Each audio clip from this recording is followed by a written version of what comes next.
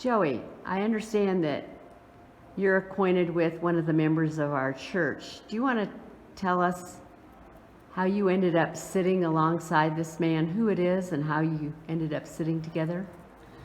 So me and Wendell have been sitting together for quite a few years now, and it started when me and my family first came to church, and we were sitting around the sanctuary looking for a spot that we could sit and claim as our own spot in a way, kind of like the informal seating chart when you're given free seating.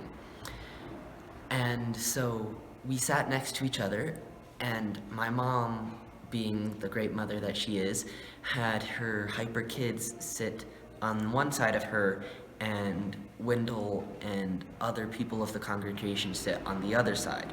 So that way, there wasn't this hyper second grader sitting next to a kid telling them all about what they did that week and all about what they're going to do next week. But Weldon started talking to my mom, and my mom started talking to us about him, and then one day she was distracted and I sat next to him. And that day we talked the entire church service, and we continued to talk even after the service was over, and then we started talking more and more, and then slowly became friends because I would sit next to him and we would talk. And then I would tell him maybe that I had a band concert coming up that week. And then the next week, the first thing he would ask me was, how is your band concert doing? So he always knew the right questions to ask and when to ask them. And for my hyperactive second grader self, that was always very nice to be able to talk to somebody about what I did that week that wasn't my Sunday school class or Sunday school teacher.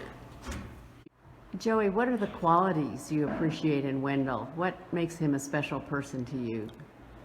He's just a really nice, down-to-earth person, very open and very relatable, because I told him that I was playing bass clarinet back when I started playing bass clarinet, and he turned to me and he said, "No way, I played bass clarinet when I was your age, and I was first chair bass clarinet."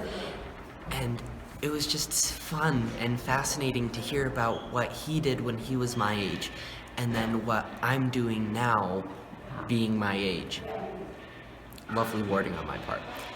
But it was always fun to tell him something and then him being able to turn to me and say, "No way, I did that when I was your age."